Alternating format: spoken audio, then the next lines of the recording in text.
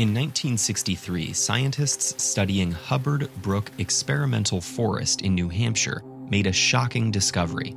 Their most recent rainfall samples were nearly 100 times more acidic than usual. At these levels, additional downpours of acid rain would destroy the region's marine and arboreal ecosystems in a matter of decades. Urgently sharing their findings with fellow researchers, they were determined to answer two questions. What was causing this deadly rainfall, and what could be done to stop it?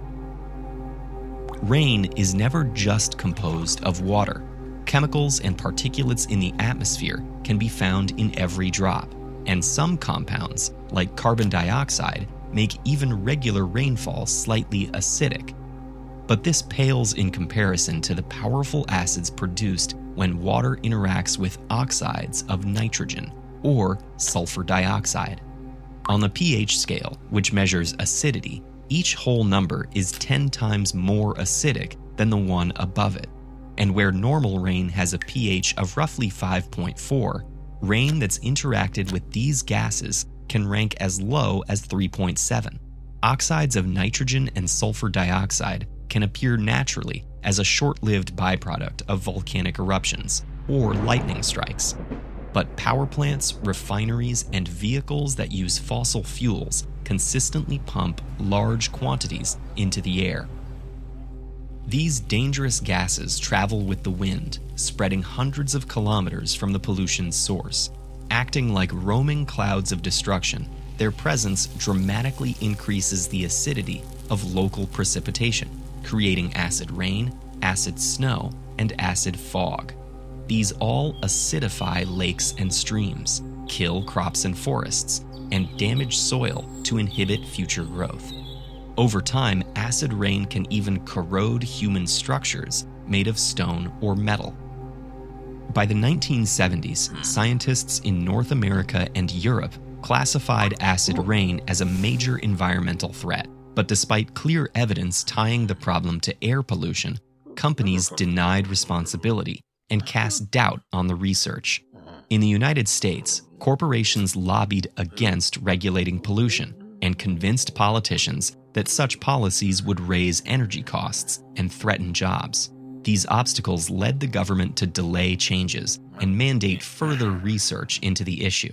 But after a decade of mounting concern, Congress finally took action. Since the bulk of sulfur dioxide emissions came from power plants, the government set a limit on the total amount of it the electric power sector could emit each year. Then, they divided the permitted emissions into a fixed number of allowances distributed to each power plant. A plant could then choose to emit as much sulfur dioxide as they were allowed, or reduce their emissions and sell their unused allowances to other power plants. This system, known as cap and trade, offered power plants the economic flexibility to keep costs low while strictly limiting pollution. Many critics called these allowances licenses to pollute, or said the government was selling clean air. But since the cap was set to lower 5 years into the program, it forced every utility company to reduce emissions in the long term.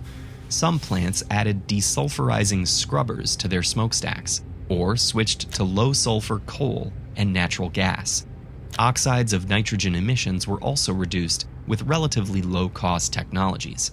These advances allowed the power sector to grow while the cap kept pollution under control. By 1985, Canada and the European Union adopted their own solutions, and international treaties began circulating to reduce air pollution worldwide. Today, this science-driven economic policy has largely eliminated acid rain across the United States and Canada.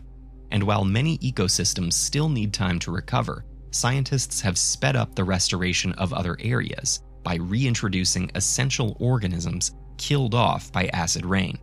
Some countries like Russia, India, and China still rely heavily on high sulfur coal and continue to struggle with the environmental consequences.